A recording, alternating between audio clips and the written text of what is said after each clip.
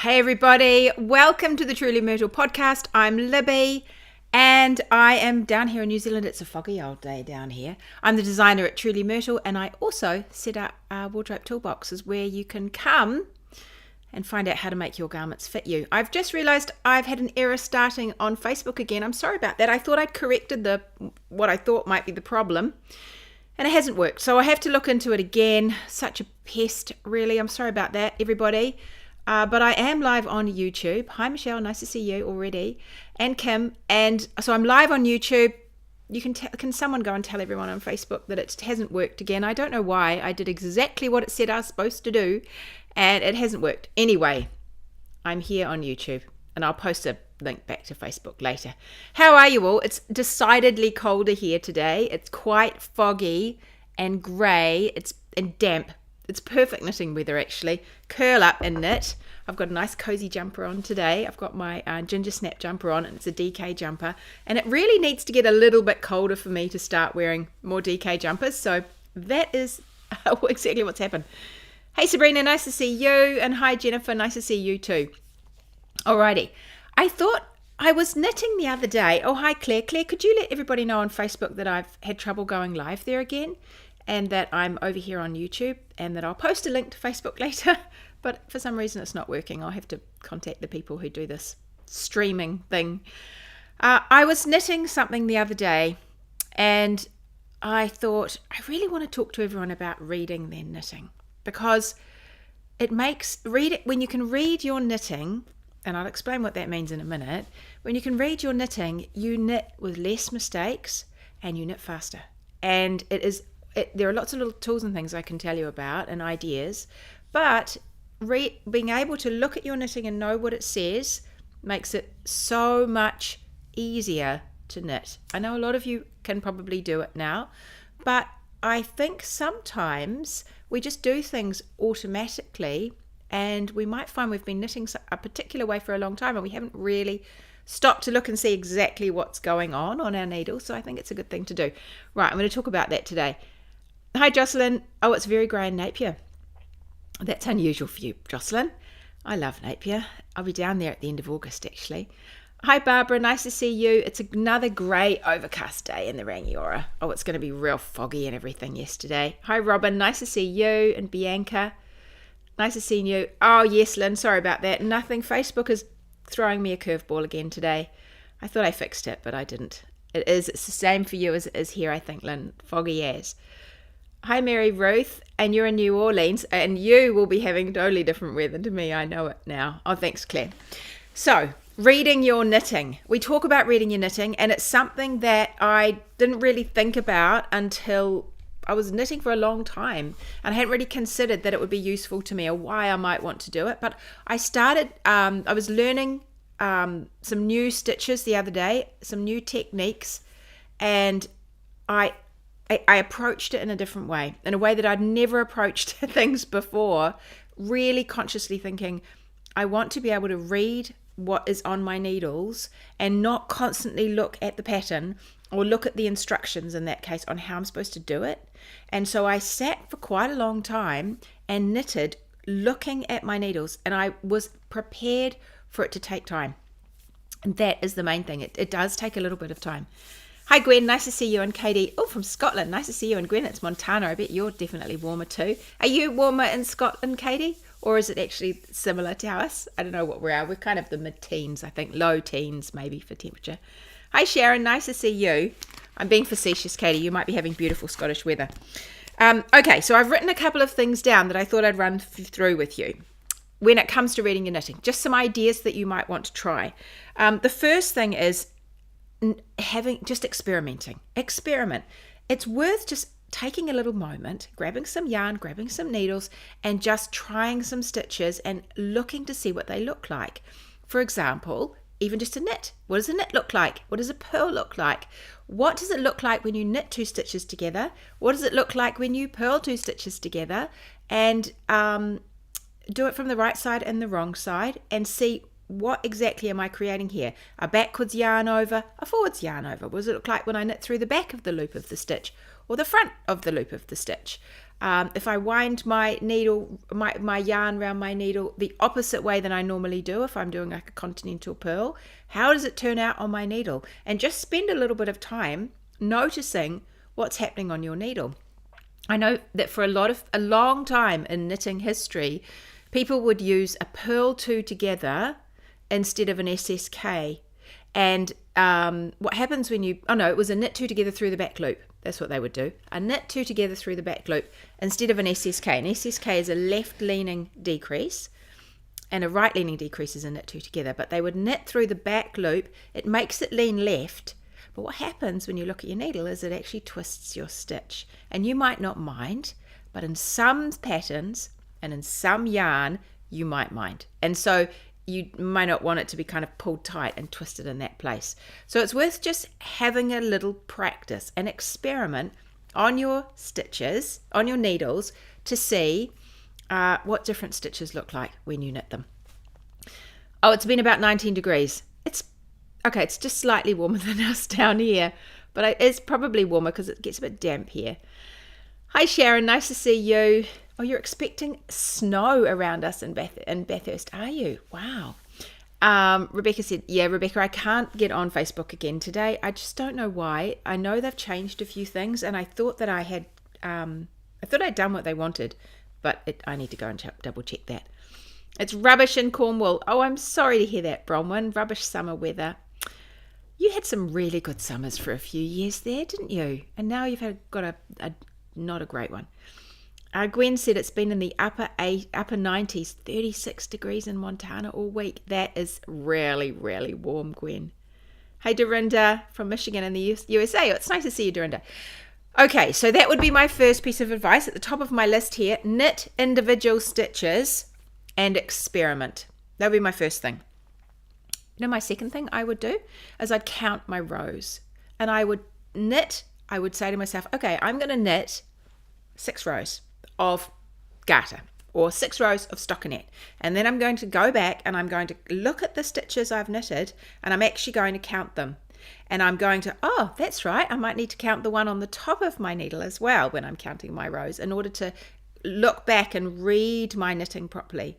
Because when it says something like decrease every 12th row, it's really nice to know when to start counting and when to finish counting and what that looks like, so you don't have to keep hold of your counter. You don't have to make notes on bits of paper. You can look at your knitting and you can say, you're doing a sleeve, and you can say, all right, well, I've done 2 inches worth because I know my gauge is 10 rows to the inch, and I've done 20 rows. It's quite a big gauge, actually.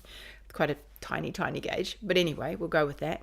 I've done 20 rows because, look, I can count them on my needle. I've picked up under the arm, and there I am. 1, 2, 3, 4, 5, up to 20. Now I'm ready to do a decrease because I know what my gauge is, and so I know that's going to be 2 inches. I could measure it to double check, and I'll remember to measure it just under my needle. But yeah, we'll just get used to counting our rows, and then we might count our garter, and we'll just count garter, and we'll count our garter ridges, and we'll work out how many rows do I need to get if I'm knitting this many. It will just make such a difference. It will speed you up because you won't be forever thinking, oh, flip. Did I forget to make a note? Did I forget to write down that I'd done a row? Oh my gosh, I'm not sure if I've done enough of whatever it is that I'm doing. If you can just look at your knitting and read it, it will make a big difference. Okay, so that's that one. Individual stitches, experiment with those. You'll have an absolute ball experimenting with those because you might make some up that you didn't even know you needed to know. The other thing that would be really, really good to learn how to count is a cable. And when you're learning how to count cables, you want to pull the cable to one side and count up the left side of your cable. And there'll be little lines going up the left side of your cable that you can see easily on the left side. And count each of those little bars. And that will tell you how many rows you've knitted in the cable, because that can just be so difficult to know. If you can see where the cross is, and then above that you can count rows. So practice that kind of thing. If you know what you've done, you can go back and you can read what you've done, and then you can put those two things together. All right, so that's my second advice. Hi, Bernadette, nice to see you. Kim says, I've learned the hard way to double check every row when doing lace. I often forget to do the yarn overs.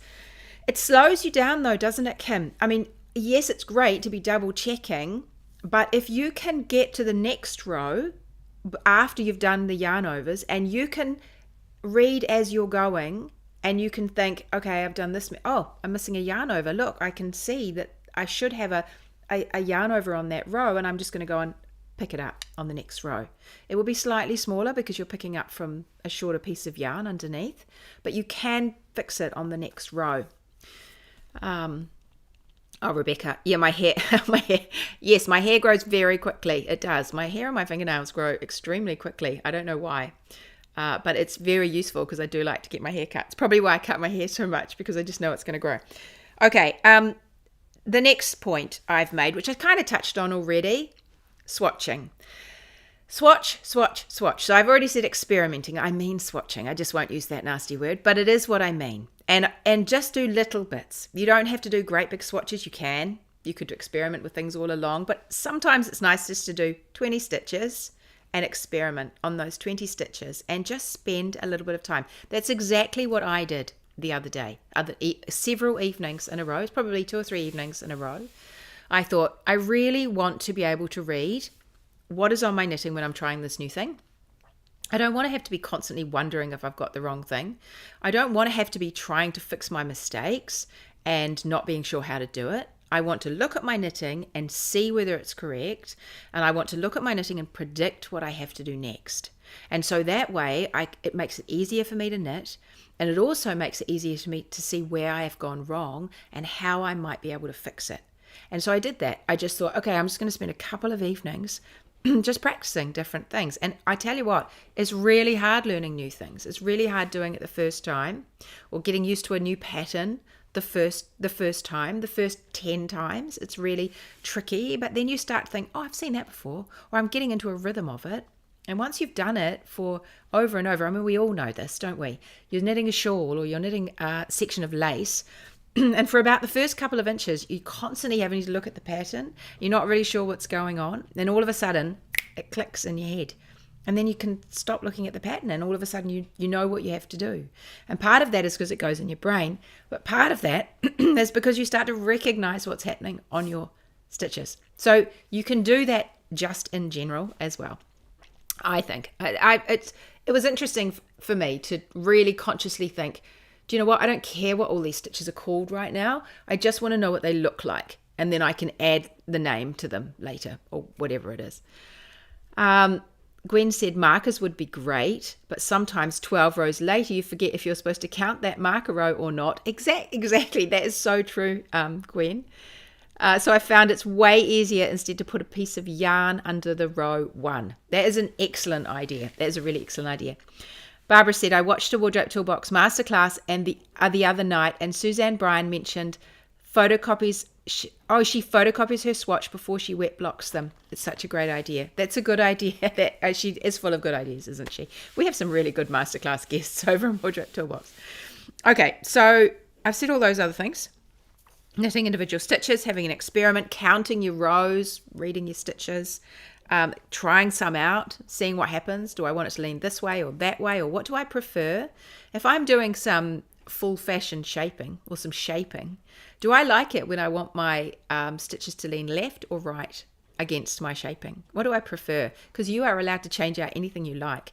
Do I like a make one increase with a backwards loop yarn over, or would I like to make it with a backwards loop yarn around the other way, so that my yarn comes out on the front when it's on a wrong side row and on the back when I'm on a right side row, so it more mimics the stitch that I'm trying to make on a knit side or a purl side. You can experiment with that. You can just wind the yarn around your thumb different ways to do that. You could decide whether or not you'd preferred a central double decrease, or whether you preferred a decrease that leans over to one side. On my recent jumper that I did for Wardrobe Toolbox, Alex, which I actually is sitting over there, I've been wearing that a lot the last few days, I ended up going for a double decrease that had a stitch that was over the other two stitches, whereas often I would do a central double decrease, so the center stitch would be the one that was prominent. But in this particular pattern, I thought actually it looks much cleaner for me to just have one that's just slightly more muted. It was the bottom of a V and I wanted it to be slightly more muted, so I did that. But you can do that. you can totally change whatever you want. And if you know what they're going to look like, or you like to experiment, you can just swap those out. Okay, and time. Be prepared for this to take a little bit of time. It is time well spent. It really is time well spent.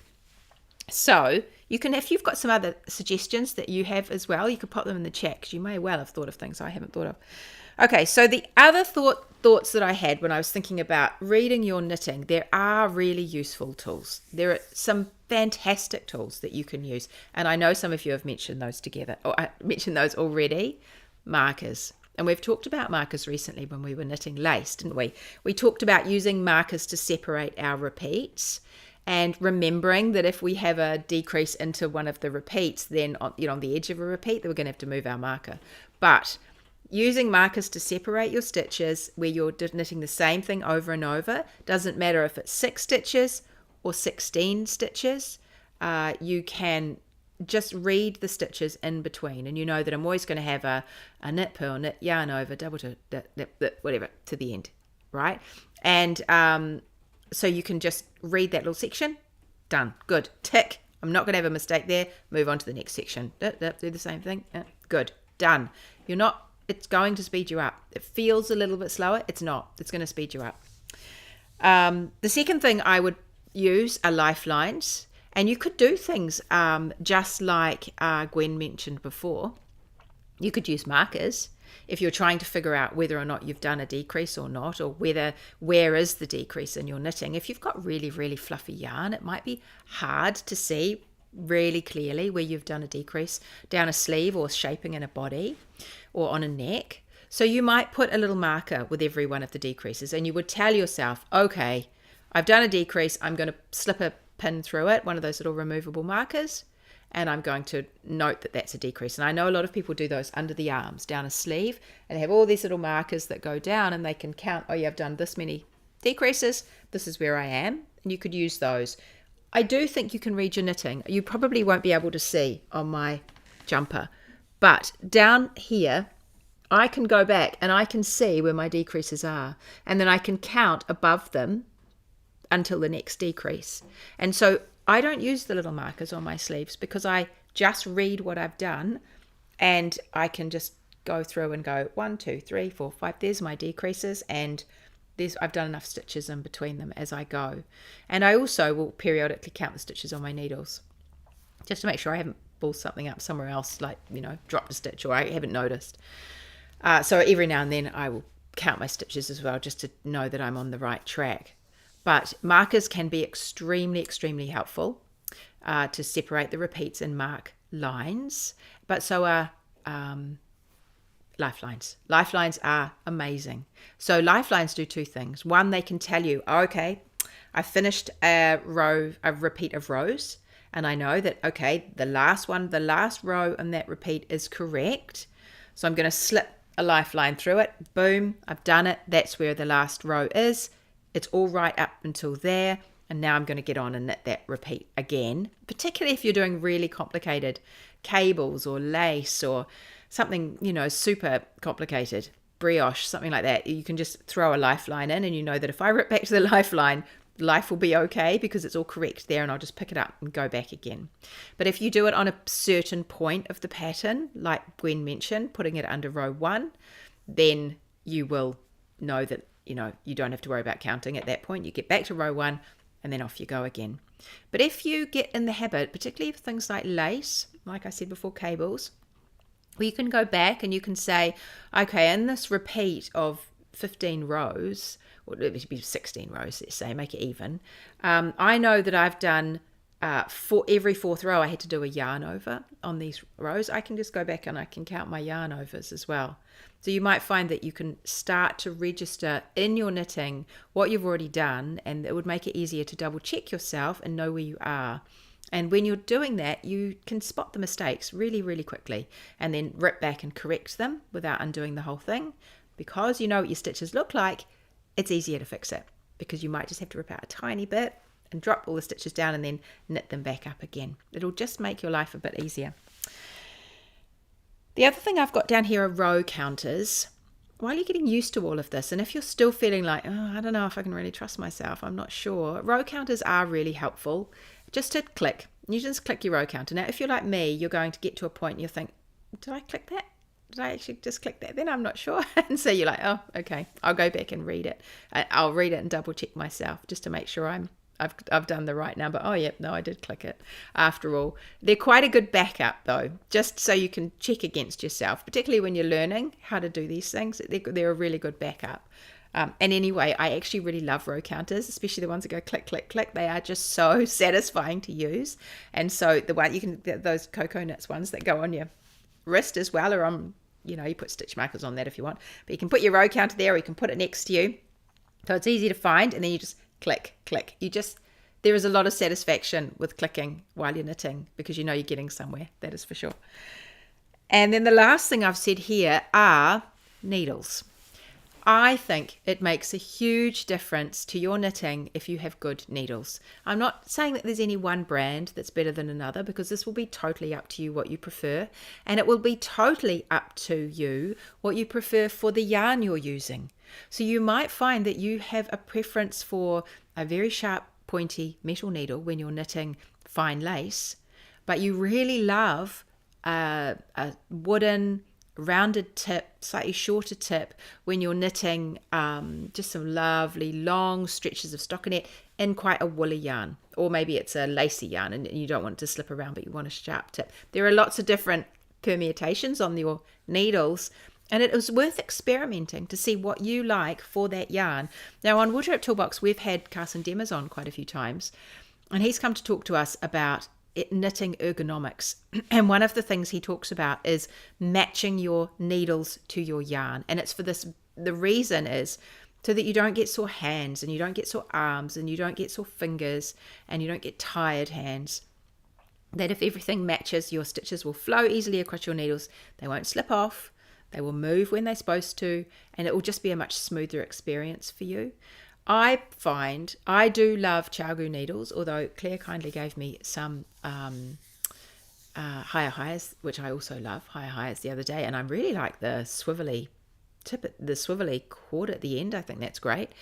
I like a metal tip with a long pointy needle tip. I like that to knit with. I find I knit really quickly with that, but then sometimes I'll reach for a wooden needle, and I quite like those where I just need to slow down and watch what I'm doing, and I've got very slidey yarn sometimes. I quite like just to slow down. So there are various different needles that I'll pull from depending on what I'm knitting, but it's a good idea to try a few. You don't have to buy a whole set. You could just buy one. I just bought one needle of different things until I figured out what I liked. You could also swap with each other. I think that's where knitting groups are really handy. So you could just borrow someone's needles.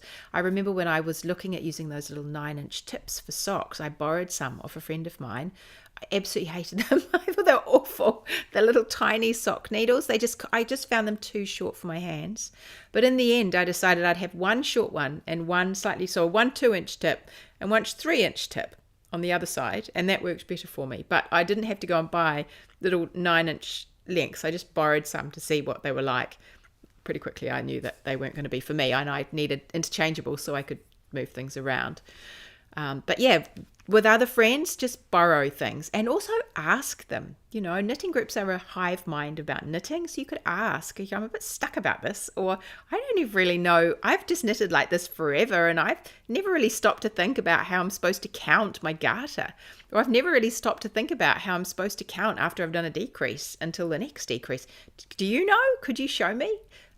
Practicing will teach you, because you can make a note of how many you're doing and then read your knitting, but you could just bypass some of that and ask some people around you. So find some good needles and try what you like, but also phone a friend and ask people around you. You can do that in our Wardrobe Toolbox group as well. Wardrobe Toolbox. You can do that on our Truly Metal Hangout as well. Of course you can do it in Wardrobe Toolbox. But you could ask, I'm a bit stuck on this and this. Has anyone got any ideas about how I can count this or recognize this? Or what tips have you got for helping me read what I'm doing. I'm doing a really complicated cable and I really want to do it, but I have no idea how to know whether I've done it right, whether I've done enough stitches, and I've just forgotten how many what if I forget how many rows I've done? How am I supposed to find out? So ask people. I think it's a good idea. Bianca says, I'm up to the sleeves on my Ginger Bliss cardigan. The shoulders are an interesting construction, but not hard to manage. The pattern is written so well. Oh, that is so nice of you to say that, Bianca. It's a really fun, that shoulder. I really like it. I'm totally sold on that. I was actually standing yesterday and looking at someone in front of me in a queue, and she had on I didn't ask her if it was a hand knit, but it could well have been what she was wearing. And she had a nice little slope. She had that same shoulder construction on a little vest. And I was looking at it and I was just looking to see this, that she had quite a sharp angle to the back of the vest. And I was just looking at the shoulder and I was trying to see about the shoulder cap going over the top. And the sharper angle gave her quite a high neck, so it was quite warm.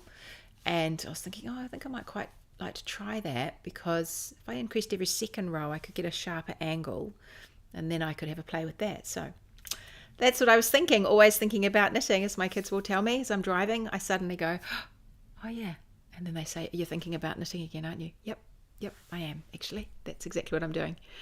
Advice on keeping dirty lace for yarn overs to stop twirling, please.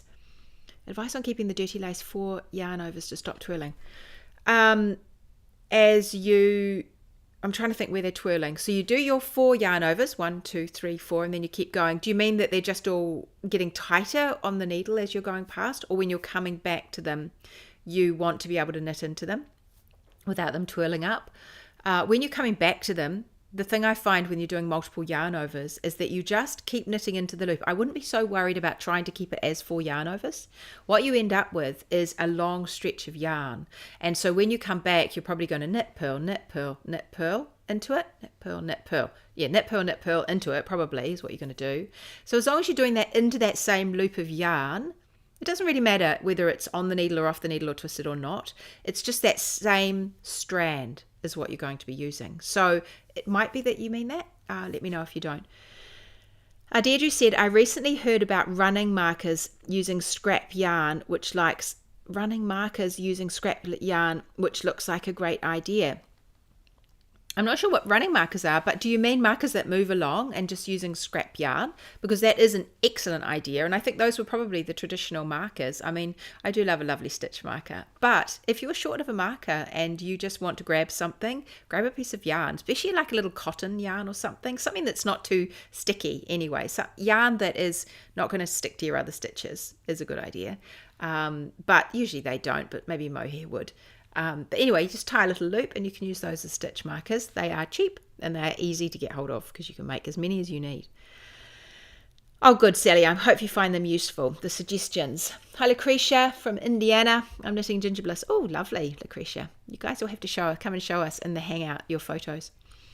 Lynn said, I often use wooden needles when I'm doing lace. I'm less likely to accidentally drop the yarn overs. Yes, Lynn, I think so. I think because the thing about lace, your yarn is often, depending on what you're using, but often with our lace, if we're knitting a shawl, you'll often use something that's a little bit silky or slippery to get that beautiful stitch definition and also to get the drape. And so often these yarns are going to include silk and they get really, really slippery.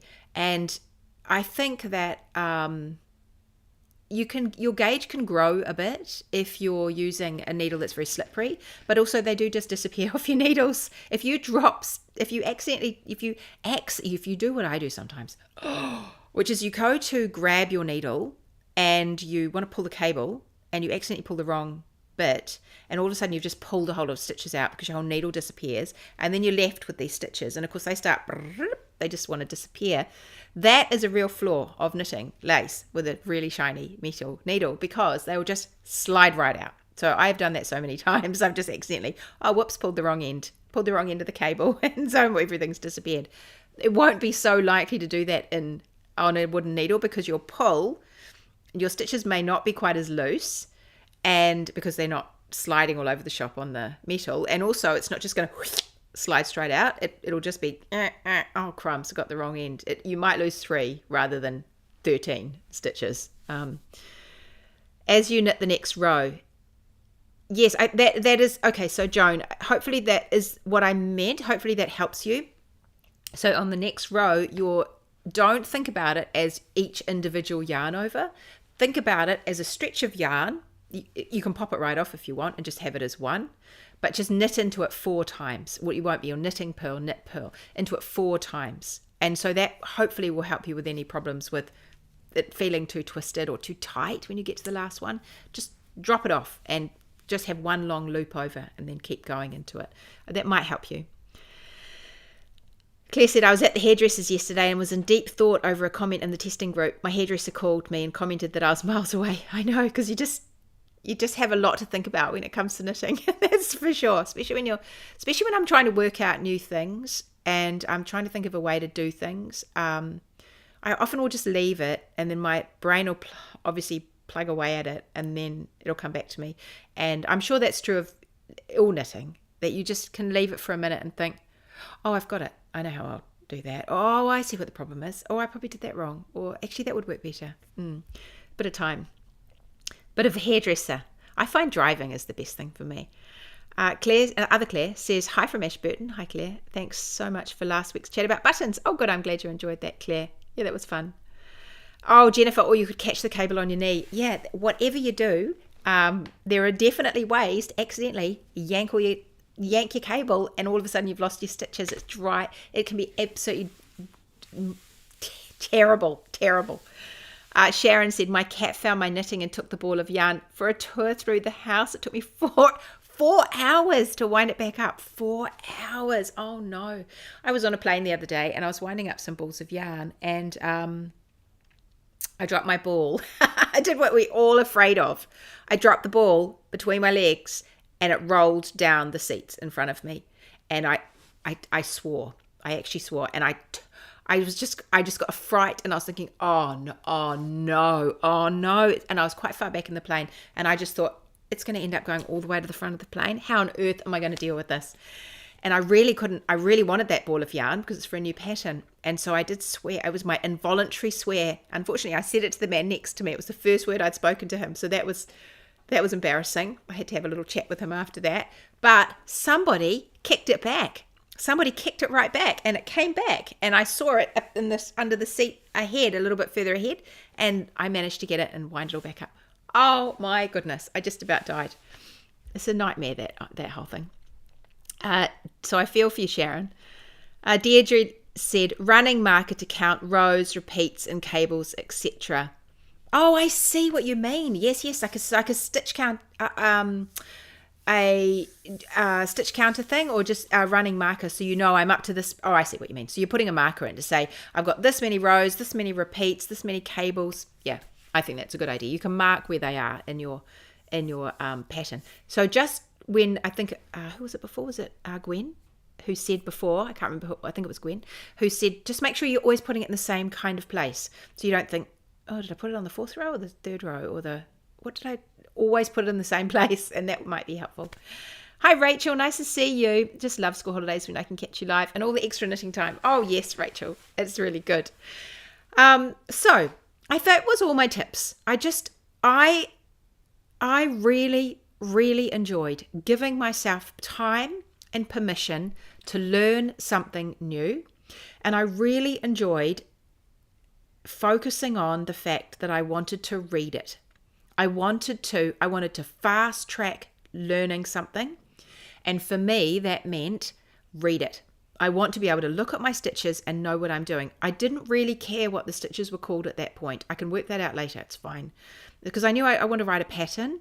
And so I see, Deirdre, now I get you. I'll come back to that.